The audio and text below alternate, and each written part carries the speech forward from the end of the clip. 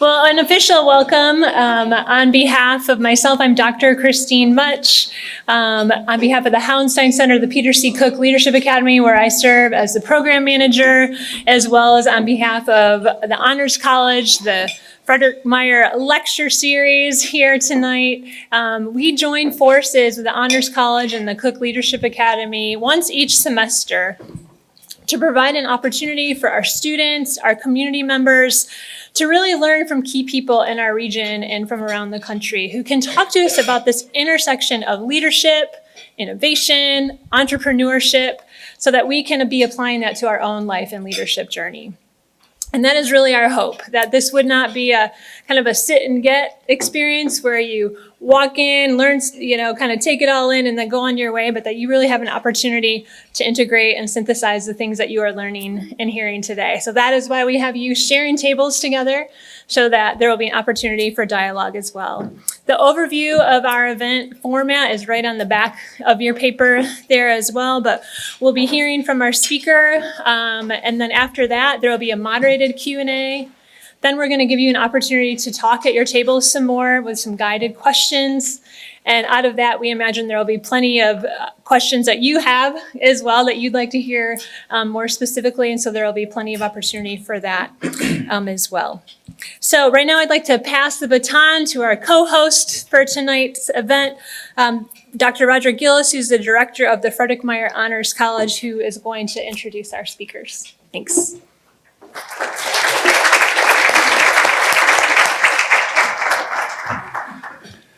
I made it up that little jog there. I was going to come around there, but I thought I'm not that old yet, so I'm good.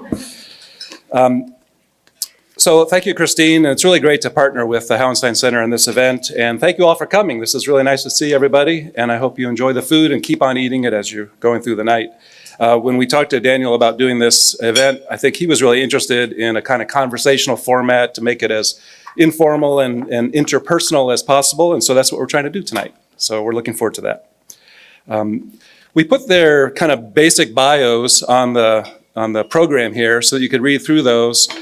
Daniel was also interested in having a discussion with somebody on stage, and we're really happy to have Sanja Forte as the moderator tonight.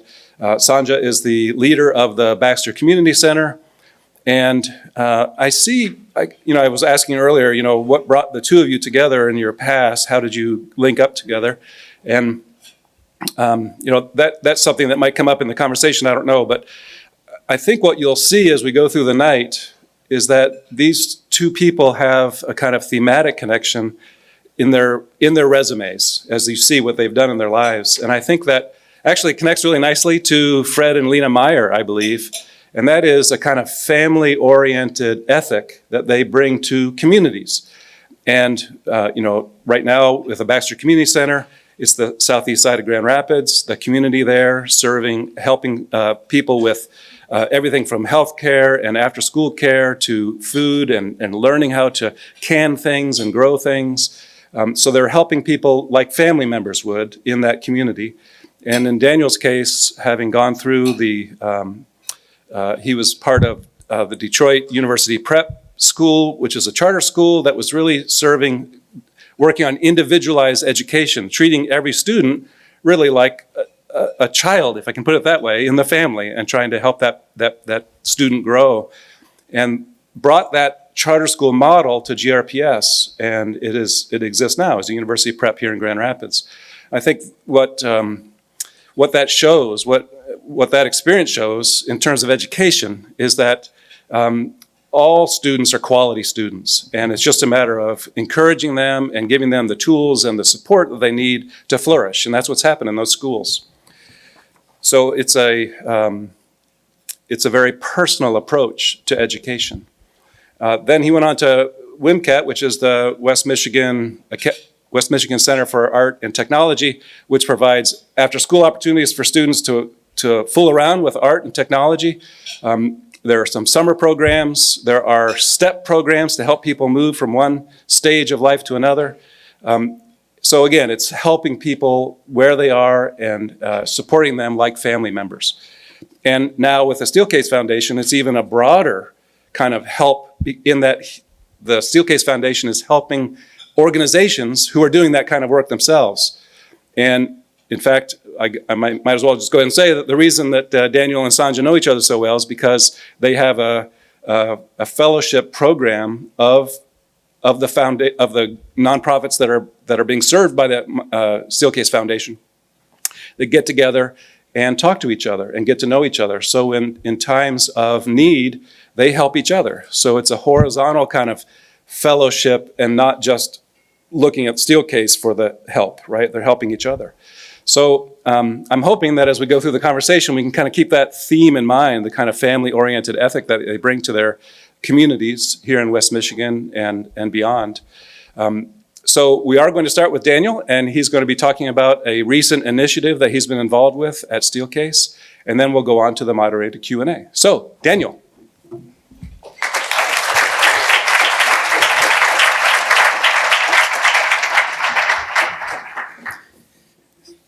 So we are going to talk a lot about family tonight. You're going to hear me say the word family over and over and over again. So I appreciate you pulling that thread and highlighting that. There are a number of things we're going to go through tonight, but I want to start just by really thanking you all for being here. I spent this past week, I just got back actually last night pretty late in Mexico City at this conference. And one of the things that came up that someone said is they said, time is the commodity of the day right now. Like time is a commodity in our world right now. And asked this question, what did you have to say no to be here? And I just thought that was such a fascinating way to sort of frame how we show up, right? Sometimes we're choosing to go to something, but also we're choosing to not do something else. And, so with that framing, there's so much happening. We're all making choices. And I really thank you for making the choice to be here with us tonight. As some of you know, I've been fortunate to spend this semester in conversation with some incredible young folks from the Honors College, some of you here tonight. I'm excited to share with you all some of the ideas that I've been talking through this semester and that we've been kind of wrestling with and working through in our time together. And as I was sort of preparing for this, I was thinking about some of the work we were doing at the foundation. And I had just finished my annual report letter. So every year we have to do this sort of report on what we did in the past. But what's weird is it comes out like 6 months after the year that had just finished. So we're writing an annual report from 2024. And so much has happened since 2024. And so kind of trying to figure out how to get there and how do we talk about this and where do we sort of maneuver and what strings do we pull on?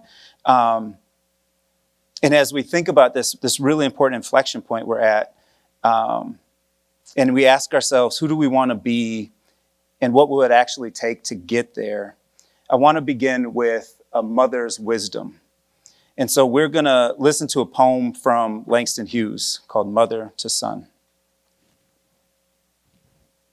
Mother to Son by Langston Hughes. Well, son, I'll tell you, life for me ain't been no crystal stair. It's had tacks in it, and splinters, and boards torn up, and places with no carpet on the floor, bare. But all the time I's been a-climbing on, and reaching landings, and turning corners, and sometimes going in the dark where there ain't been no light. So boy, don't you turn back. Don't you sit down on the steps 'cause you find it's kinda hard. Don't you fall now, for I's is still going, honey. I's is still climbing. And life for me ain't been no crystal stair. So I'm starting here as a reminder to myself, as a reminder to keep pressing forward, to keep climbing, both despite and because of struggle. In times like these, when change can feel uncertain or uneven, what Hughes is doing is Hughes is inviting us to look to mothers, to our elders, to our neighbors, to each other for wisdom and direction. He reminds us that persistence and love and courage are what moves us forward when the path is anything but clear. Change, as many of us know, does not happen in a straight line. It never has. And it moves and fits and starts, it advances and it retreats and it stretches us into new understandings of patience and humility.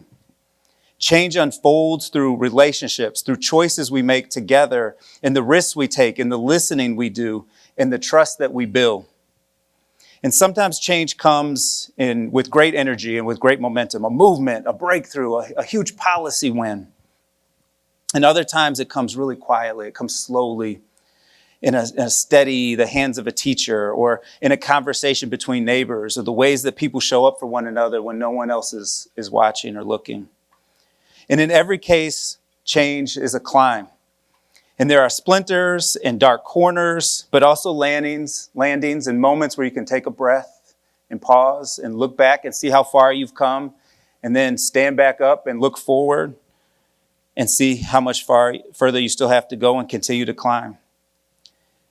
Progress can be measured, but not only through spreadsheets and dashboards, it also can be felt in the lives of families, children, and communities. And I'm going to talk about a few guiding concepts that have supported my thinking and work in education and nonprofit and in philanthropy. And I'm going to share a little bit about how we're using these concepts at the Steelcase Foundation. And the first one that I want to talk about is something that we call felt difference. And felt difference is not separate from data. It is data. How people feel is data. It's information. It's measurable through stories and lived experiences. And it's the evidence that shows up in people's voices and the quality of their relationships and in the confidence in which they carry into their work, or the way that kids show up for school.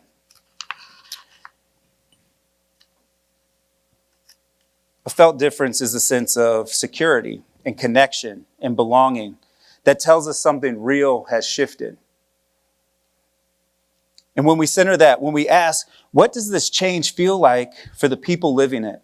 We create a more complete, more human picture of progress toward change.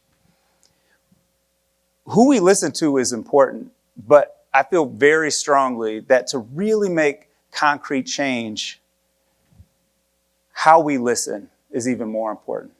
Not just who, but how. And so here's where I want to bring up empathy. And I'm just going to pause and I'm going to just ask you in your head real quick. You don't have to say anything. But just think about how you sort of think about empathy, how you might define empathy. Like there's a traditional way that you define empathy in your head. So if you think about a definition for empathy real quick.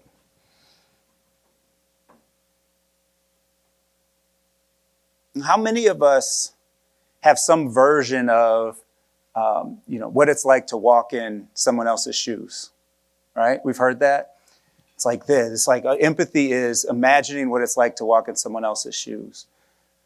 And I want to offer something just slightly different. I'm going to offer that empathy actually at its deepest level is really not about imagining yourself walking in someone else's shoes, because what you're doing when you're imagining yourself in someone else's shoes is you're centering yourself in that experience. You're wondering, well, what would it be like? How would I feel if I were them? And that's really not that relevant. The question is, how do they feel because they're them, right?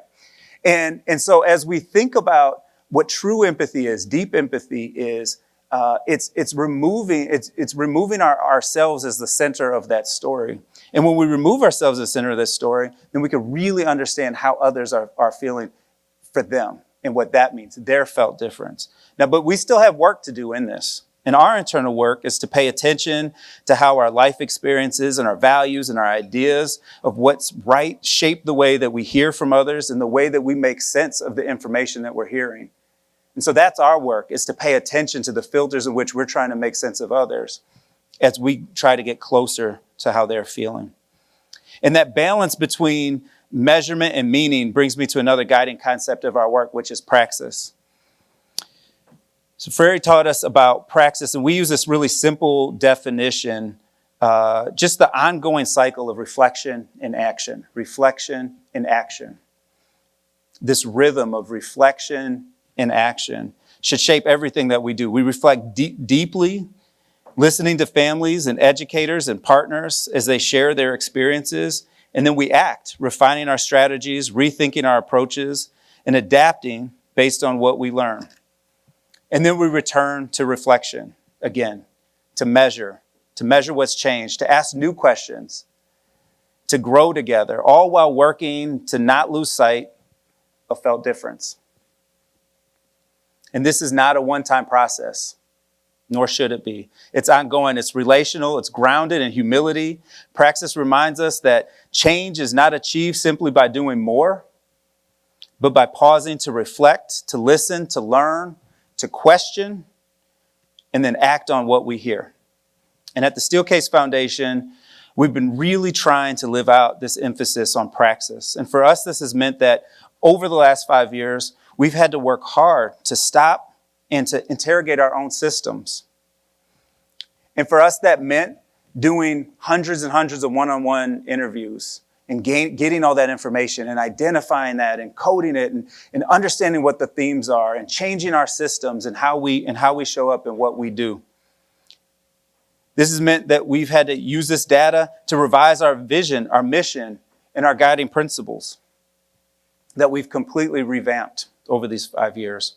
And this reflection led us to significant changes in our grant making, the way that we engage with grantees and the broader community, listening to how our own processes may have made them feel and taking action to respond. We also knew that we needed to play a role in the interrogation and transformation of broader systems work. And as we continue to listen and more deeply understand how policies, how practices and structures were impacting local families, so because of that, in 2023, we pulled together a design team that included people who work and live in the systems that we're talking about, that are doing this every day, that have lived it and engaged in these systems. And we worked in designing and looking for new ways to engage. We surveyed over 100 mothers. We looked at the poverty rates and the ALICE levels here in Kent County. And ALICE stands for Asset Limited, Income Constrained, and Employed. So these are folks who are struggling to make ends meet. They're working full-time. They have full-time benefits. They're doing all the things that society says you're supposed to do. And yet they're really struggling to move forward and move out of that. And what was clear in that is that a significant population of our county, in mothers that have done the things that they're supposed to do, they've gone to school, they've gotten their certificates, they have associate's degrees, they have bachelor's degrees, they're working and they just can't afford to take those incremental raises, those opportunities at their job that might over time help them grow in their position and grow in their wages. And they just quite literally can't afford to take it because what they'll lose in benefits outweighs what they're gaining in that incremental growth. And so it makes it really difficult for them to move past this economic precarity. So that small raise might mean that you lose childcare subsidy or housing support. And it wasn't unusual in our listening that we found that this $2,000 to $4,000 a year raise means that you're losing $12,000 to $13,000 in support. And we found that in Kent County, if you're making between $35,000 to $45,000 a year, you're right on the cusp of this. So you're just on the cusp of starting to hit where it's something called benefits cliff, where you start losing those benefits. And you don't make up what you miss until you get to $65,000 a year. So there's a $20,000 just black hole where any incremental gain in that space, you're actually further behind than you were before as a family. A difficult decision to make as a mom or as a dad. And to put that in a little bit of perspective, a teacher, and the average starting teacher salary in Michigan is $41,000 a year. An average certified nursing assistant is $34,000 a year. The stress of managing their families and maintaining financially is immense. And we heard this time and time again. And so we took all that listening and we started to identify, well, what can we pull? What can we do? What can we learn? How can we move forward? And we came up with this idea of investment in families. But it was centered on a few key questions. And we started with these how might we questions. How might we reduce the cognitive load on mothers to give them room to breathe, to co-create change? How might we interrogate and transform the narrative around mothers and families in Michigan? And how might we lead with felt difference of mothers and their families as the lead research question? What does it look like to center all of our research around how families are feeling? And that information, those questions, created a bunch of what-if questions. And a few of those key what-if questions that we landed on is, what if we acknowledge that families' needs change over time? And that the fleeting nature of philanthropy actually doesn't work for that, right? Families don't massively shift or change in a 1 year or a 2 year or 3 year grant cycle. So we need to look at things more longitudinally. What if we extended and adapted investments to align with the long-term evolving needs of families? What if we convened family leaders to explore how systems actually impacted them? And what if we partnered to co-create strategies to change the behaviors of those very systems? In those questions, these how might we's and what ifs led to the creation of the Investment in Families work. And the Investment in Families work has been really transformational for us as a foundation. We, until that this time, we hadn't really given many grants over $250,000 a year. This Investment in Family was a commitment of $1 million a year for the next 10 years in families, to families, with families. And what we had to say is we don't actually know what the outcomes are going to be. We don't actually know what's going to come up. We have to take the time to come together and to listen and to wonder and to question and to build something together. To do that, we needed to do a few things. And we needed to pay attention to how families are feeling right now. Families are stressed. We saw this. We heard this from them. And so we said, well, let's focus on a cohort of 30 families. We're going to focus on moms because overwhelmingly they are the ones who are stuck in this cycle, right at the cusp of moving out of poverty through Alice and to the other side. And what if we gave them $1,000 a month direct cash as a harm reduction strategy? So this isn't a pilot. We're not testing something out. We know this is settled science. Giving people money when they need money, they overwhelmingly make great decisions with it, and it helps them solve those problems that they have.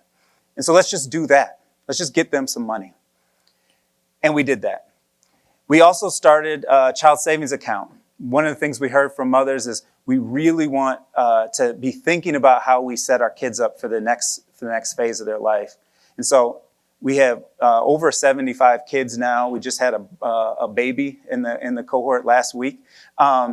And we set up we put $100 in a child savings account that we started. This was their idea. This is what they wanted to do. And so we could do that. We have quarterly gatherings that bring together the entire cohort and their kids and their families. And they work through self-identified issues and areas and things that they want to work through together. And they do that together. And the kids go through parallel work so that then they can go home and they can talk about that together and they have that shared experience. We talk a lot about wellness and respite and mental health.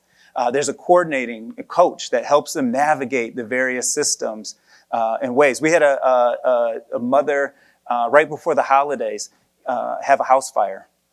And these systems that she interacts with, some which she knows, some of which she didn't. And we've told this story before that she's in the middle of the night, she's with her kids, and Red Cross shows up. And Red Cross says, "Hey, do you have a place to stay?" And she says, "Yes, I do." And then she gets in her car and she drives around all night because she did not have a place to stay. And she's crying and her kids are in the car. And she doesn't tell them she has a place to stay because she doesn't know what the Red Cross is or does. And she was terrified that they were going to try to take her kids if she didn't have a place to stay, right? How did that feel in that moment? Can you imagine that? And for her, for the Red Cross, they were doing the things that they needed and wanted to do, right? They showed up in the middle of the night. They offered support. They didn't need it. It's like all the boxes were checked. So if we just look at the quantitative measure there, done. They did it. But that didn't work in that case. It didn't feel good to her. She wasn't sure what that was. So coordinating all of these various systems that families are having to work through is vital. Helping support that coordination is vital. But what we get to learn from that is how we can address and push for change in philanthropy, in the nonprofit sector, in the business sector, and government. Some of the ways that we're doing that, we have a research and evaluation group, and that's included DataWise Consulting, which is a fabulous group helping us really gather all kinds of ongoing data and work and reports. And there's also an advisory group of the family leaders. Family leaders was something that moms came up with. They said, well, we don't want to be cohort partners. We're family leaders. We're the CEOs of our family. We're getting this done. I'm a leader. I'm a family leader, and that's what they're called. So family leaders are on the research advisory group. We have a strategic communications group, Bellwether Public Relations, who's there in the back, waving, a little sort of shy wave. And they're working on narrative advisory strategy and thinking about how do we reimagine the ways in which we talk about moms, the ways we talk about families, the way we talk about what's happening. How do we center families first in everything that we do and lift up their assets? And we have cohort partners that are part of that as well. We're engaged with local nonprofit organizations to support this. We have an on-site DHHS caseworker who can help us understand what data, but then also help us navigate through the systems and the various impacts at the state level. We're working with Up Together, which is a national organization, the largest direct cash nonprofit organization in the country. And so we're able to have all that data and do all this sharing of information and see how our work is comparing to other people's work across the country. We also have a collaboration council that has been really informative as we pull together both our family leaders, local, state, and national leaders in this work. So some insights from the first year. The first thing I always want to highlight is this idea of who these moms are coming into this project. Like, we're not here to save them, right? We're not here to fix anything. They're already incredibly talented human beings.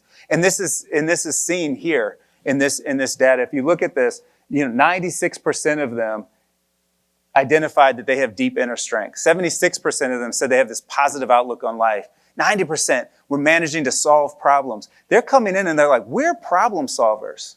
That's why they identify themselves as family leaders, right? We're solving problems. We're making things work in really difficult situations. And it's not their issue.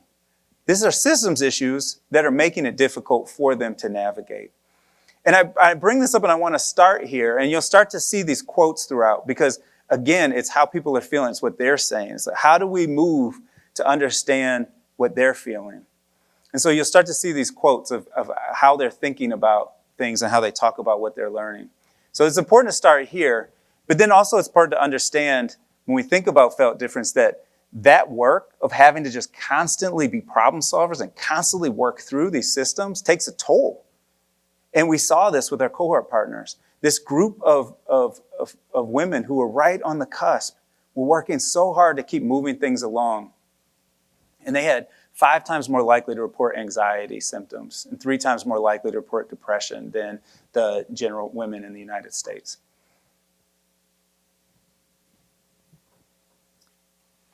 We have a ton of baseline data that I'm not going to go through, but it is important and it is relevant for what's happening and what we're learning. And some of it is economic, some of it is social and emotional. And it tells a broader story about where they are and what they're doing and learning. This graph I really wanted to stop and pause at because I think it's an interesting way to identify the arc over the first year. And we've just completed our first year. We're about a year and a quarter into this. And you see before the initiative, that orange and that red, this identifying I'm just getting by or I'm finding it difficult to get by. And you see how much orange and red is there. And then about midway through, you see less red, more orange, some of that red turned to orange, some of that orange turned to blue. And then at the end of the year, you see how much blue and dark blue there is. This shift, this gradual shift over time of feeling like, oh wait, yeah, I'm getting through this. I'm feeling a shift. This direct cash transfer conversation, I use this language specifically, it's a harm reduction strategy, because it's reducing the harm of needing to support basic needs in real time. So what we're seeing over the course of this year is that there's this real move from struggling and paying down basic needs, right? Food, utilities, debt, credit card debt, a lot of medical debt, rent. And we're seeing that start to transition into building savings, thinking about health and well-being, thinking about education in future years. And the length of time is important in this, because what we're finding is families are able to make real incremental goals that help over time make the change that they want to. So some year one data highlights in terms of language. I'm going to just leave these up for a second for you to kind of to look at and read, because it's important to hear from their own words.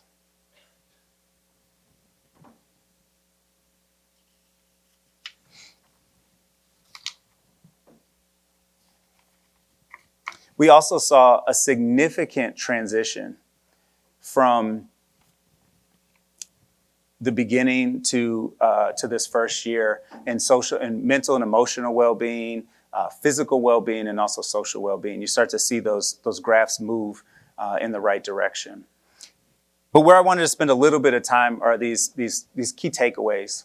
So you've heard me say multiple times, felt difference, felt difference, felt difference. So these are the pieces that we pulled out of, like, how is this feeling for moms?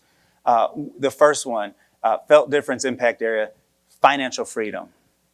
Being able and feeling like, oh, I can start to, what I just talked about a second ago, I can start to lift my head up, and I can move from just trying to like pay this, like right now, what do I have to do? How am I going to get through this? And start to look forward and start to plan and save. One of the real positive impacts of this engagement with the state of Michigan and the Department of Health and Human Services is we were able to identify and get language changed at the state level so that this money shows up as a gift and they can save it and it doesn't count against them as an asset in future years, which is really negative for a lot of folks. And so that was one of our early wins there. We talk about community support, this sense of how do I build community around me? Being a parent is lonely. Working through this is lonely. Sometimes I feel like I'm the only one that's doing this. Coming together with other people and realizing that so many other folks are feeling the same things, going through the same things, and we can come together has been a tremendous help for so many of the mothers in their words.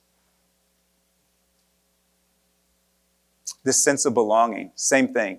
The energy is great. Like coming there and feeling like your cup is depleted, like you're just working as hard as you can. What does that mean to be able to like come into this space and have people you know and be able to move forward? Quality time with family. We've seen an uptick in mothers' ability, and they're identifying that they're engaging with their kids. They're able to not have to pick up that second shift or pick up those extra hours, and that's allowing them to have more time with their families. And then this last piece here is interesting because it's the cohort partner goals. So we've talked a lot about the goals that they're setting and that they should come from them, right? We're not identifying what you should do. They identify what they should do. And we saw three real key themes in this. One is this idea of I just want stability. I want peace in our lives as a family. This idea of building a foundation for their children and their future well-being. And then this idea of deepened relationships. Those three things kept coming up over and over. And I do want to read this quote because I think is one of my favorite quotes because it's so real and it's so connected to how you feel when you're just sort of like trying to sort of work your way through this stuff. So sometimes I don't have goals. I just want to know that I'm waking up, that my kids are fed, that my bills are paid, and I'm good. Resting is a goal. Not worrying is a goal. And feeling safe in my space every day is a goal. For me, just every day not having to worry, And that's felt difference. This is a picture of the cohort at the 1-year anniversary of the initiative. And as we wrap here and move into the discussion, and I'm so very excited to hear what you all think and what questions you have, and to get into discussion that way and conversation that way. I also just want to share that there's so much more we could talk about. There's so much more detail we could go into, and so much more that we're going to learn as an organization. Our year 1 impact report is going to be released here pretty shortly, and that's going to outline the work, but also have links to a host of data reports and policy recommendations as we continue on this work and continue to move forward. And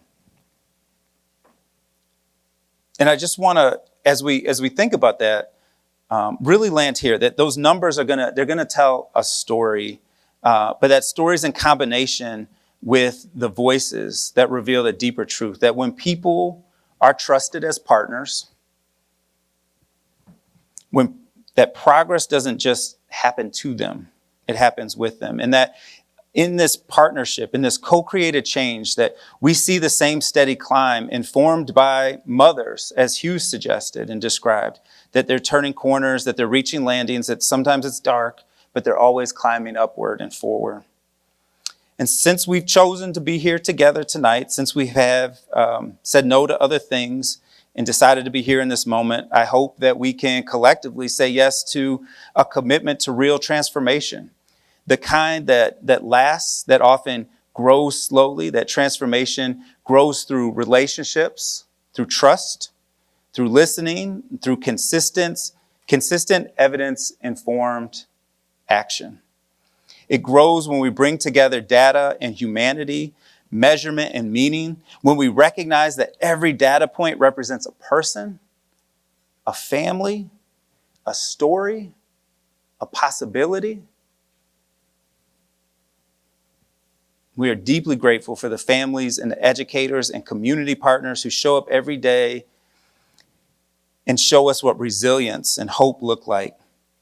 They're the reason that we do this work. They are the evidence that progress, though not always easy, is always possible.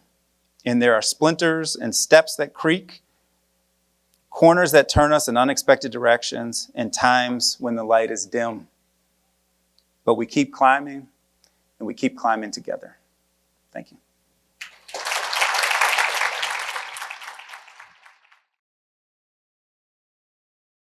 First of all, happy homecoming weekend, Lakers.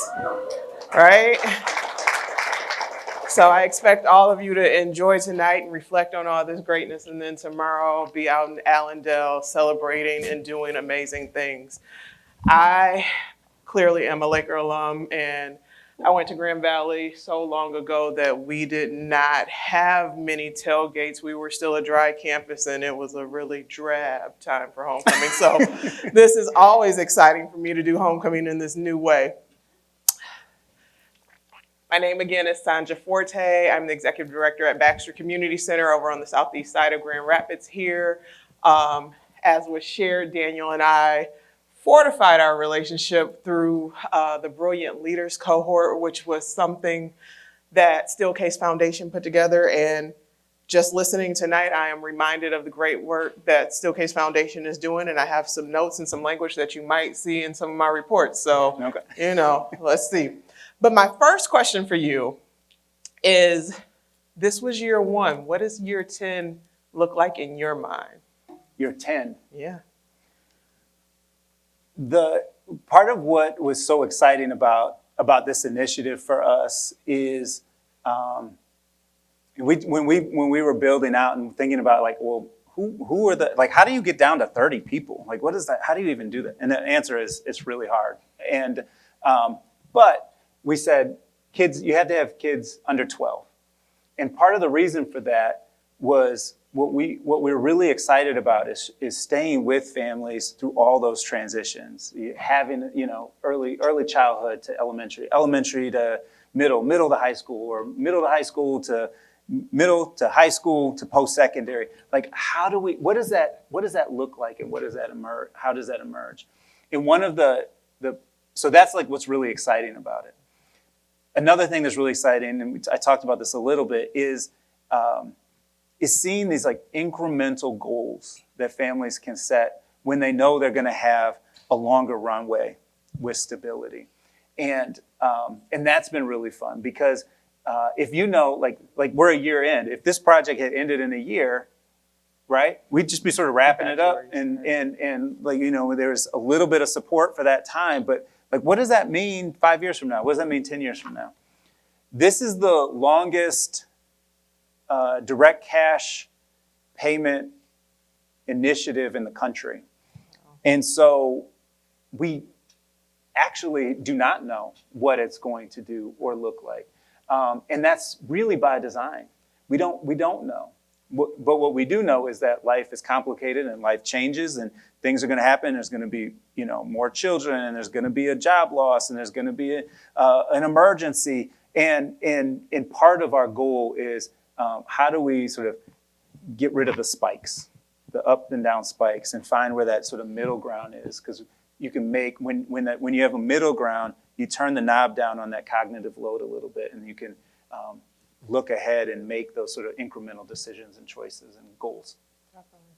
So as you were talking, you talked about not only how changes need to be made in systems, but changes made in your internal organization.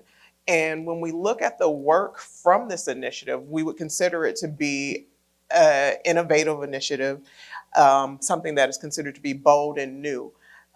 When you are often one of a few, or in some cases, an only doing this type of work, you just stated that this is going to be the longest running. How do you effectively get others buy-in and make that change? Because you can't be innovative in a corner by yourself. It looks good, it sounds good, but it doesn't make any change. How are you actually getting others to buy in instead of going, Daniel's crazy, what is he talking about? We're never going to do this. Well, there's a bit of that, of that part. But the, you know, I think it's just about being really clear about the why. And that's why we talk a lot about our values. We talk a lot about language. We talk a lot about how we frame the work. We talk a lot about decentering ourselves. In fact, one of the ongoing struggles that I have personally is we need to talk about it so that people know about it so that we can grow. But then I don't like talking about it because I'm like, it's not about us, you know, and it feels like a tension there.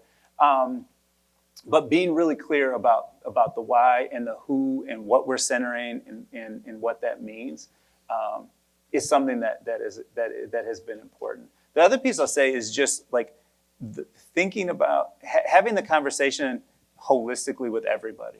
So, you know, if we were like, hey, Department of Health and Human Services, you're terrible. Like, they're not going to want to work with us, right? There's a whole bunch of stuff that could improve there, but there's a whole bunch of stuff that we needed to improve on. And there's a whole bunch of things that businesses need to think about that they're not thinking about. And there's a whole bunch of things that nonprofit sector could be thinking about and how we align. And so that was really our starting point was, let's you know, the old windows and mirrors situation. Like, it's really sometimes easy to look out the window and complain about what they're doing. It's sometimes more difficult to look in the mirror and see for yourself, like, and call yourself out. And so we started with that. The first year and a half of my time at the foundation was all internal work. It was all our structures, our systems, our language.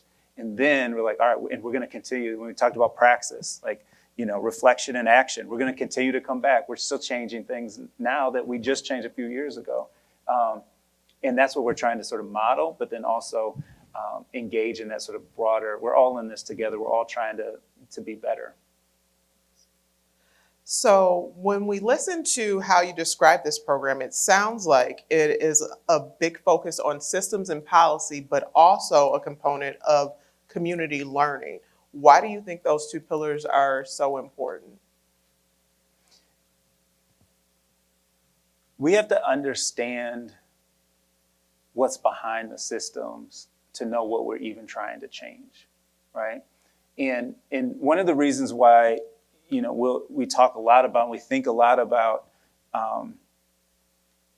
felt difference is because so often the we like push, and it's natural. It's like we want a KPI, we want a number. What's like the specific thing we're going to try to do, and then we pick that number as a goal, right? We want to, in this neighborhood, we want to raise wages from $16 an hour to $19 an hour. And what might do this? And we come up with an intervention, and that intervention moves something slightly, and we're like, oh, that's it.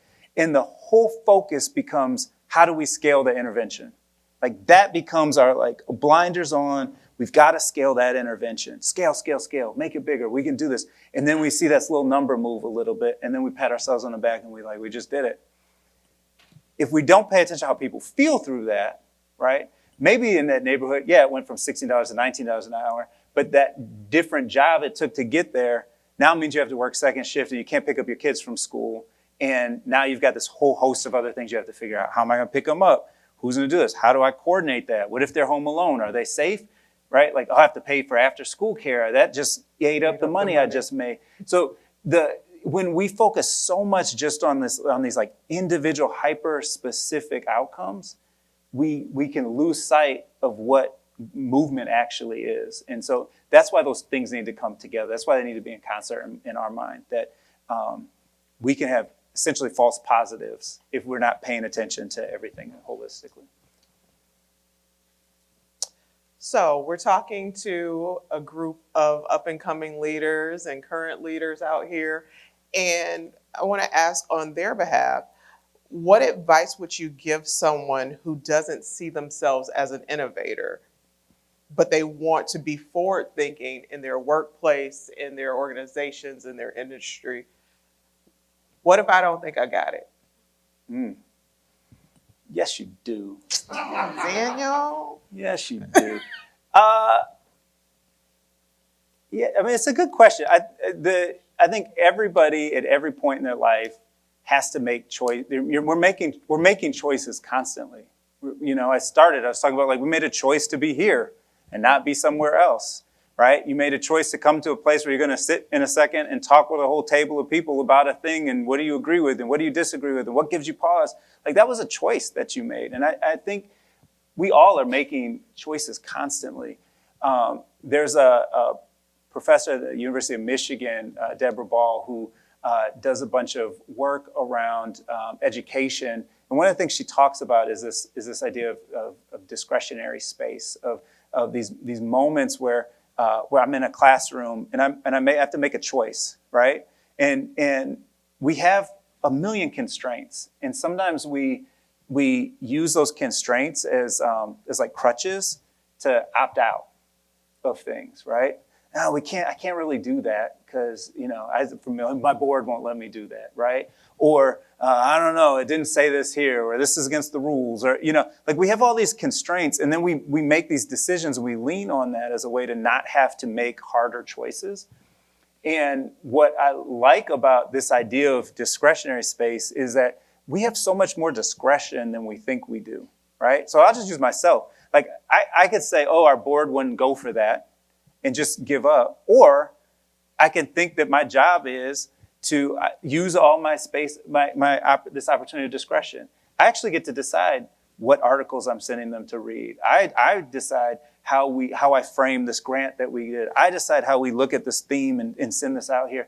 And yeah, it doesn't mean I get everything I want, nor should I, right? That's why we have these checks and balances. But I have so much discretion in how over time I build and make change. And why I like this classroom example is like as a former principal, and you know, there'd be times where it's like you gotta follow the handbook, and it's like sure. And as a classroom teacher, you can decide, oh, this thing happened. Do I send you to the office? And then that's your third time you've been sent to the office, and now you're suspended, and now you're missing school, and now you're, you know, and so then we talk about these like high level, like school to prison pipeline, all this stuff like that feels so big. But it all boils down to these like a bunch of individual decisions that we're making every day. How am I going to interact with that student in that moment? What questions? Am I curious? Do I wonder what else was happening? Is there another way around this? And I think we all have that, whatever industry we are in, whatever thing we happen to do, however big or seemingly small, we all have 1,000 decisions and choices we're making every single day that that are innovative, that can be innovative, that can move the needle, even if it's, ever so slightly, thousands of people doing that makes change. So I hear you saying that innovation doesn't have to be a big splash, but we have to recognize that all of our choices are innovative and or have the potential to be. Yeah, can we do that? Can I say a 10-minute answer and then you I say like sum it up? a little 3-second? But absolutely. And I don't think that big innovation happens in a big bang either. I think big innovation It's a happens. lot of little- It's a lot of little things. Yeah. I'd agree. So I like this question. From a business perspective. How do you feel about the other questions? I mean, sometimes I feel this is very on time. From a business perspective, what insight can you offer about how an organization can balance the financial bottom line with the community service and care of others?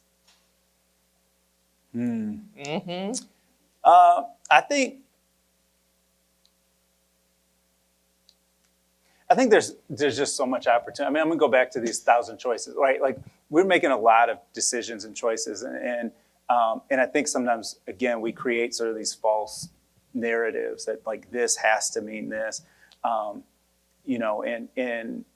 how we treat people matters. How people feel when they show up to your space matters, and I don't know if I buy the binary in that, and think that's false. And even when there is a bottom line tension, you can still do that with care, and you can still do that and make tough choices in these moments when and still like thinking about how you put people first in that. And sometimes like clarity is kindness, right? Like, hey, this is where we are. This is the choice we had to make. This is why. You may not like it, but like it is. And so I don't know. I feel like sometimes we create these binaries, and really most of what happens is sort of in this gray middle. I can dig that. And I think it's good to be able to free people to think that way. I think sometimes we're taught that it has to be left or right, and it can be everything between. I'm gonna end with this one. Would you be willing to share a leadership failure or hard-learned leadership lesson? Ooh, yeah, I fail all the time. Yeah, let's think about a good one. Leadership failure. I mean, I'll say, because we were talking about the investment in families initiative. So this work is the only thing in 5 years that the board voted down the first time. It's the only thing in 5 years that they haven't gone with me on. And that was really hard for me. I was caught off guard, like felt like I had done the things to get us here, and we talked about it, and I thought I had the votes, and I left that meeting like frustrated and a little bit angry. And then I paused and I sort of went back and reflected on everything that led up to there. And you start like, it's like in a movie when like someone has a realization and they're like these like bubbles of like all these times. It's like, oh yeah, when they said that, I sort of was like, oh yeah, and did that, right?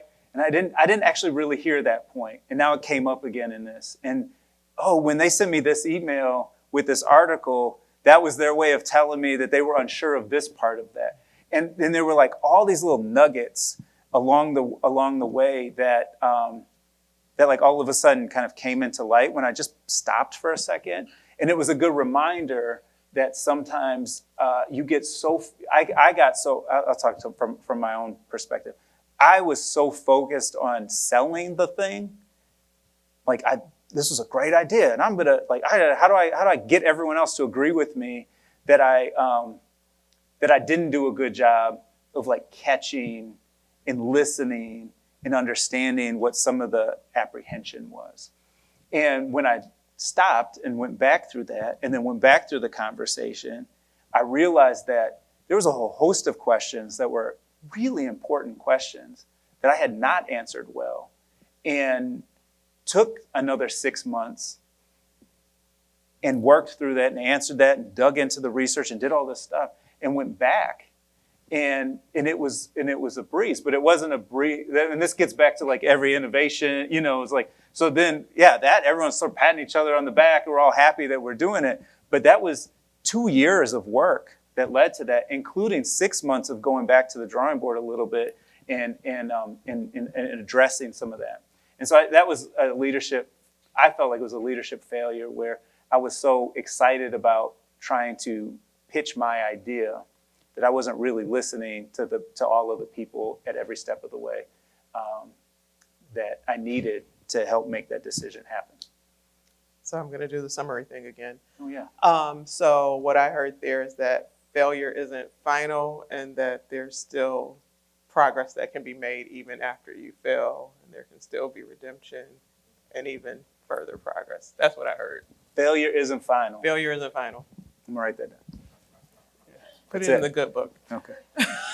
Love the tag team that we've got going on here.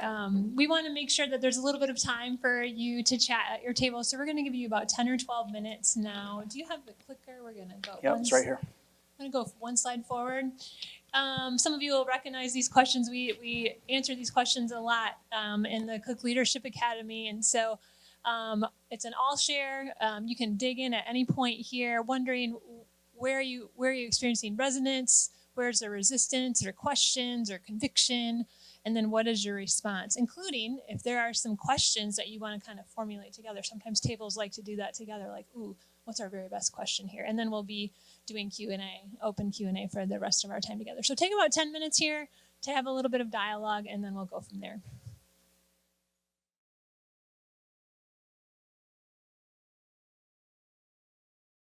We are going to open it up for some Q&A. I imagine there's a lot of questions surfacing, and we could be dialoguing for a real long time.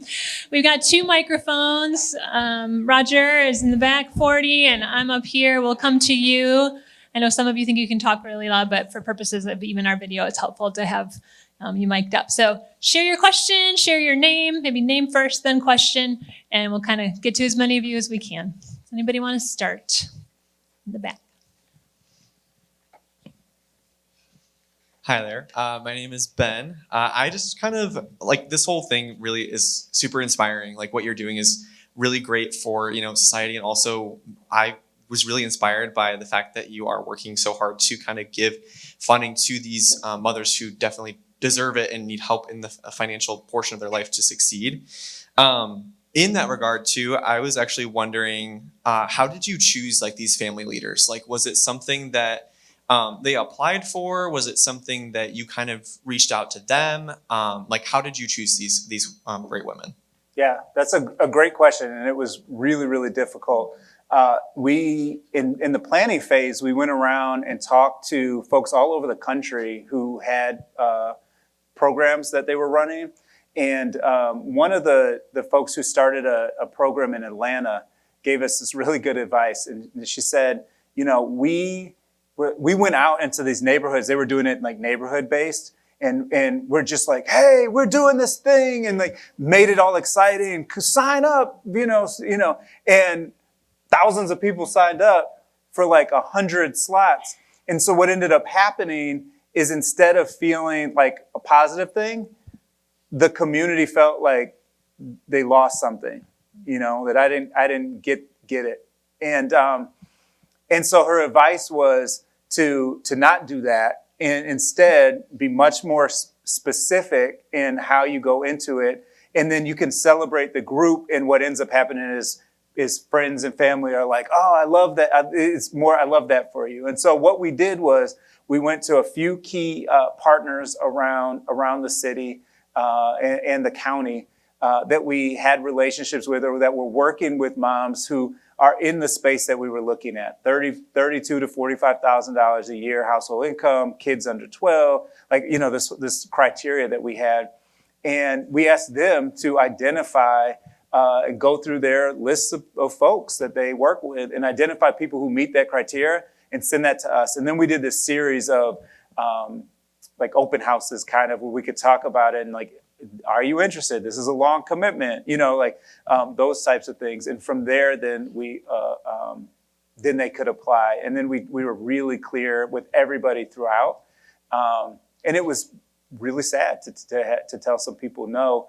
One of the things that was really cool throughout the process is they were like, even if I don't get in, because what we talked a lot about is that it's about these 30 moms, but it's also not about them, right? It's also around larger scale change for all families in Michigan. And because we were sort of pushing and leading with that, there was this sense of, I want this to win because it's going to help me whether I get in this or not. And that was part of the framing that we tried to have right from the beginning. Hello, so I'm Gino. So you had mentioned that the board initially had rejected the initiative. I was wondering, what exactly did they say? Why did they say no? Yeah.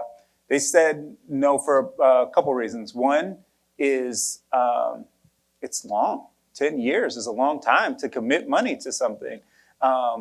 We don't know so a way a foundation works is you have this endowment, and then that money is invested and spends money out, and you get to give out 5% of, at least 5% of it out a year. And let's say the market tanks. And so now we've committed this chunk of money for a long period of time, and the market goes down. That's taking a larger amount of our money just for this one thing that's earmarked. That's one of the concerns. And I would say none of them were like, this is an absolutely not. It was just the discussion around that. Like, what if that happens? Is 30 families enough to be able to make larger scale change? What if other people want to, does anyone else want to join in? And so we had a lot of conversation around, should we partner with other foundations right from the beginning? The concern there was if we did that and someone else pulled out and then we were, said we're going to continue on, and now we have to take up that slack, and we hadn't planned for that. So there was a lot of those kind of like what if conversations that I think can be really helpful to work through and come up with answers there. I would say the other one that wasn't maybe this is why no, but it was definitely outside of where we were typically kind of running and rowing is this idea of going into a longer term project without clear deliverables, right? Mm-hmm. We couldn't say, hey, and by year 3, this percentage of moms are going to move from this household income to this household income. Because because so much of work and foundation work happens in these like tangible art. Well, what are your outcomes? I mean, you can speak to this, right? Like, what are your measurables? What are your outcomes? How are we holding you accountable for the money that we're giving you? That and we were saying the project is we don't know. The project is that we're going to partner with moms to co-develop this. We're gonna do participatory research. So I can't even tell you what the exact measures were going to be until we start, and they help design that with us. And so there isn't anyone that I think is like anti that theoretically, but it is a shift when you've sort of always done something another way, and now all of a sudden we're doing it in a different way. But I don't know if you want to say anything around sort of that the difficulty sometimes of wanting to do work that you know matters, but also feeling like you're being asked to identify what an outcome is going to be, and then being held accountable to this thing that you're not sure of. Definitely. I think that is probably one of the biggest struggles that most nonprofits face. That coupled with the fact that we don't have 10-year funding cycles. So we don't have 10 years to get it together. Most of the times we're getting a 1 to 2 year, like 2 is exciting, 3 is amazing. And you have to go in and say how you're going to change the world. Right now at my center, we are looking at increasing youth programming. And that's literally one of the reasons why the harm reduction, I wrote that down, because I think that's going to be the language that I start to use, because I'm not going to tell you that their grades are going to get better because they come to my after school program. I'm not going to tell you, I can tell you that they're going to eat a good meal because we cook home cooked meals every day for all the kids in our program, but I can't give you KPIs and I can't give you measurables, but I know that harm reduction takes place, and that will change the quality of life. And I think that that's a very different space that in the nonprofit and philanthropic world you have to speak to. Thank you both for being here this evening. My name's Michaela Anderson. Daniel, you mentioned early on a big win was getting language changed so that money can be considered as a gift and not have negative impacts, I'm assuming in terms of like taxes or something. So my question is, what are sort of your next policy change agendas? And if you don't have anything in mind, do you plan on using maybe, the felt difference to identify some of those pinch points that can then be changed or moved into policy changes? Thank you. Yeah, thank you. So there's a whole host of policy considerations that are going to come out here.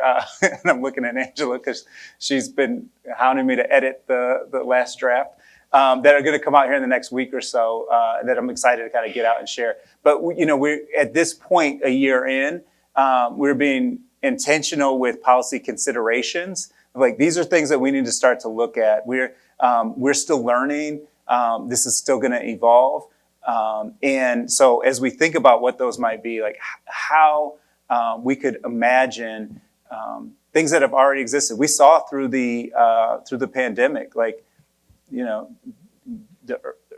child tax credit, like, works, brought people out of poverty. Like, what are things that we know work? Where are there opportunities to extend or expand? And part of why we talk about considerations as well is because there's some things that just get gummed up like federal policy.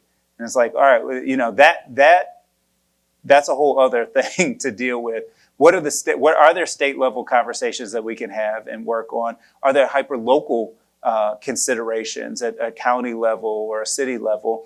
And then these sort of little p actions of, what does this mean when you run a housing nonprofit, and if you identify a parent or a family who could apply for your housing, and then they meet a partner and that partner wants to move in, well, now that pushes them over, just slightly over whatever that like cusp is that has you eligible.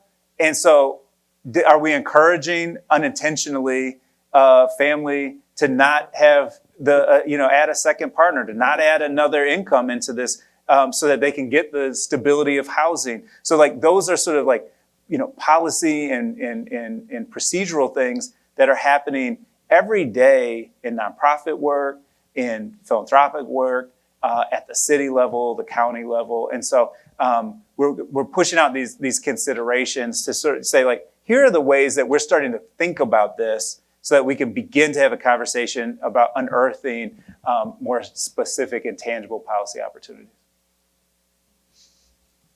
So sometimes it can be so easy to fall into a mindset of that everything around me is going bad and shifting into a different negative directions that could block the work that you're doing. How do you continue to pursue like adaptability and keep going despite not exactly knowing what could affect your work?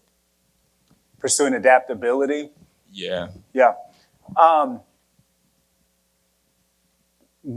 Sometimes, it's like better to be lucky than smart a little bit. And I feel like one of the ways that we've sort of oops into this is by framing this whole project as learning and trying to be adaptable without having any idea what these last 6 months were going to look like for our partners, for families, in the conversation of things that are happening in the national politic. And so the thing that we sort of lucked into was leaning into needing to be adaptable. And we had framed it in the beginning of like, because people's lives are complicated, right? Like, I don't know what's going to happen tomorrow. I don't know, cars are going to break down. There's going to be hospital bills. There's going to be like, these things are going to happen. And so, we can't be so rigid that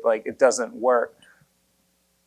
What that's meant though, in the broader, larger, political landscape is, what's happening with immigration matters to families. What's happening with Medicaid cuts, right? With, when that begins to unroll, and that influences how you get access to healthcare, and when and how. And if you're in a rural area, when your hospital closes down, where do you go? Schools get a ton of Medicaid reimbursement for all behavioral health support. That's where that's where any school social workers and all the behavioral health work is often reimbursed through Medicaid. So, thinking about these like broader systems, and that gets back to this question around sort of the policy conversations, that these things impact people's real lives.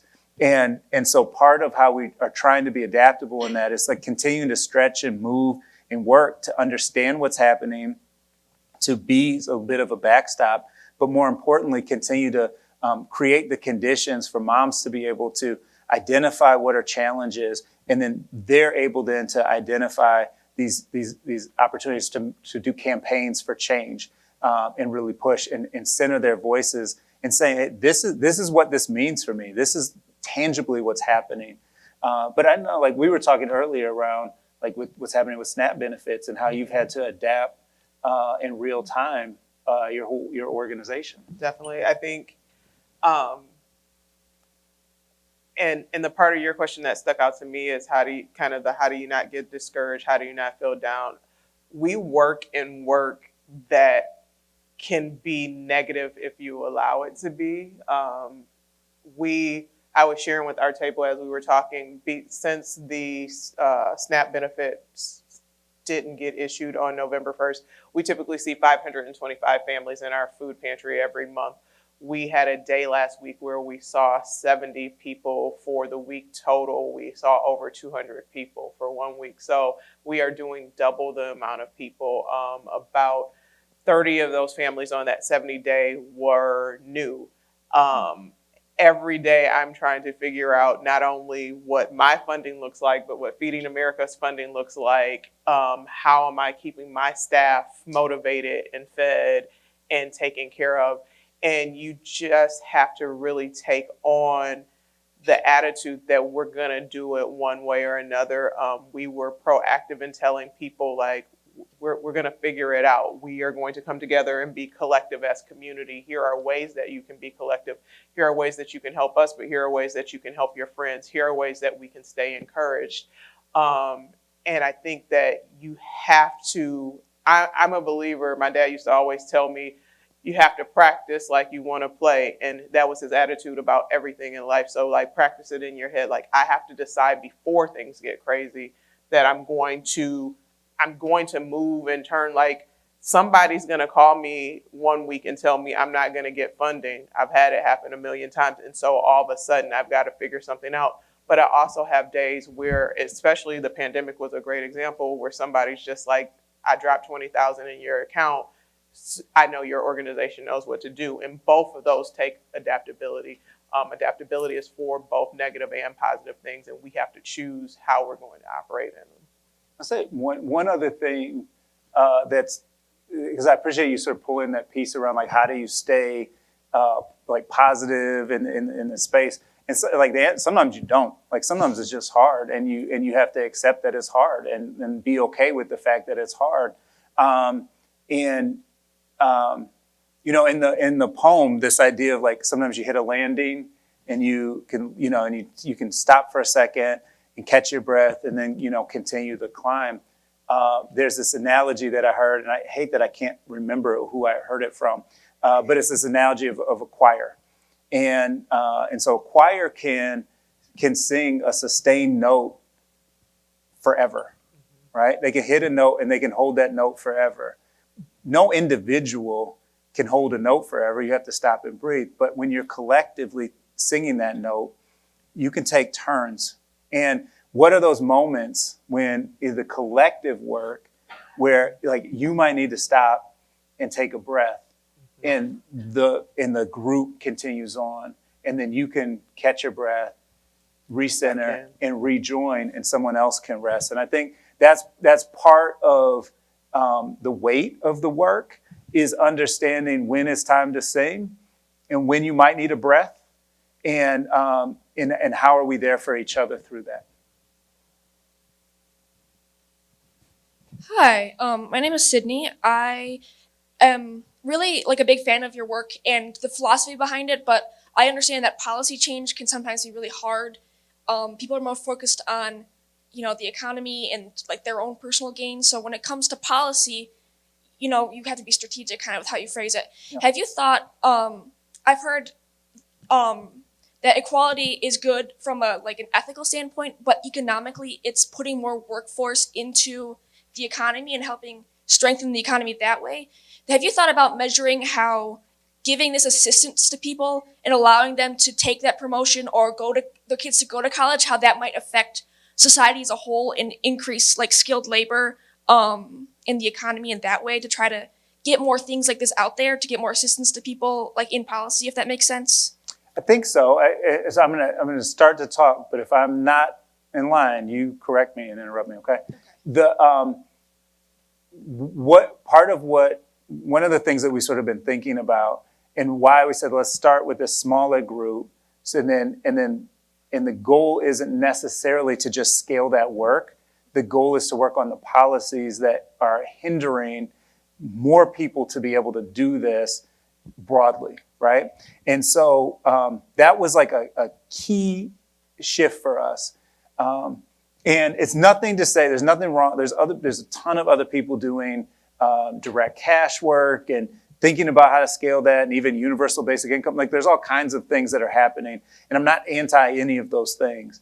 But one of the concerns that I have as we think about this is the broader impact. If everybody, and we see this with HUD dollars, right, for housing, if whatever the HUD amount is, suddenly rent's exactly that much, right? Whatever the thing is, we raise to get there. This is correlation, not causation, but during the pandemic, we had ARPA dollars come into Kent County. We had $40 million come to just Kent County for housing. $40 million in about a year and a half. It went through the United Way and it went to people and it kept people housed for that time period, right? No one would argue that was bad. People were housed. During that same year and a half, rent rose in Kent County 33%. It essentially just met exactly what the amount was that the money came in. Then that money stopped, and all those people who had that additional year and a half were struggling staying in their homes. And so part of what we're trying to think about holistically in this work is, yes, we have to do this real-time harm reduction, but doing that and not thinking about this broader scale, systemic nature of how that impacts, we don't want to accidentally do harm that way. And so we have to think about that. And so what are these key areas and key opportunities for significant change? How do we lift those up? How do we talk about those in real ways? Which is why I really felt difference as opposed to these sort of specific outcomes that we could sort of pat ourselves on the back. Politicians understandably want to show that they did something so they get reelected. And so they want a needle to move. Unfortunately, families are just more complex than that, and it's more intersectional than that, which I think is what I hear you sort of poking around at with your question, which is this happens, but then this thing happened. What does this mean here? Now this group comes here. Now, what does that mean for more people holistically? I think that's the goal. One of the pieces that we're working through right now is talking with a couple other funders around what it might look like to just sort of triangulate our work a little bit. So right now we have our cohort in Kent County. What does it look like to have a cohort in Kalkaska or some more rural area and neighborhood in Detroit, and sort of look at okay, what are the themes that we're seeing so that we can have some different conversations with a broader array of policymakers. Hi, my name's Marissa Sanchez. I first wanted to start off by saying that I admire the work that your foundation does. I think it's amazing that you're giving these families a second chance to really make better for themselves and their lives and their future. Over the past couple of months, news came out that Steelcase the company itself was bought out by H&I. Yeah. Is the Steelcase Foundation, specifically your initiative, affected by this acquisition? It is not. It is not, thank goodness. Yeah. Is that yeah, I didn't know if you had a second part of that, but yeah, it's not impacted by that. One of the things about the Steelcase Foundation that was interesting for me to discover as I began to work there is that it shows up like a corporate foundation, but it really feels more like a family foundation. So it was endowed by the founding families 75 years ago. And that's the majority of our endowment. Now we do get some support from the company, and that might shift as it's acquired. But we're a separate entity completely, and we'll continue to run as a separate entity. It's a great question. Yeah, I'm going to conclude with a kind of a final question. You've got a real captive audience here, some real high achieving and motivated students and community members, and I'm wondering, what kind of final word of encouragement or challenge might you offer to folks as they leave here today? I'll go first. Sure. Words of encouragement, final things to walk away with. Find your tribe, people that you trust, that trust you, that you can cry on their shoulders, that will cheer for you. And when you find them, lean into them and honor them and carry them throughout your journey. Good. I should have gone first. See? Missed your chance. There's an artist, Michael Christian, and he said, I heard him talking about this idea, and it really stayed with me. He said, intention guides our attention. And I was kind of stuck on it for a little bit, and then I thought about it a little bit more. And in this he's really sort of talking about like, how do we lock in on what is our intention? How are we hyper intentional in everything that we're doing and why we're doing it? And when we have clarity in our intention, it creates clarity of what we should give our attention to. And I've just been thinking a lot about that, where there's so much information, there's so much coming at us, there's so much change.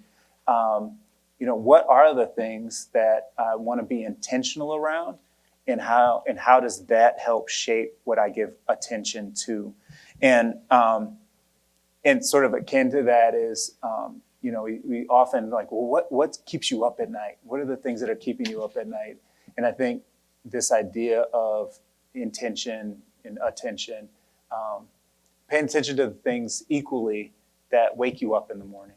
Not just the thing that keeps you up at night, but what's waking you up in the morning. That's great. Thank you. So both Daniel and Sanja mentioned during the evening that they had things that they wanted to write down. I think harm reduction and failure is not final. You've just offered a few more things that we might want to write down. I just want to encourage everybody to think about those things that you thought about tonight that you would like to write down, if you can remember it or put it down your notes pad or whatever. But thank you so much for sharing things that we want to write down and talking through these difficult and inspiring kind of challenges that we have as a society. Thank you very much to Daniel and Sanja.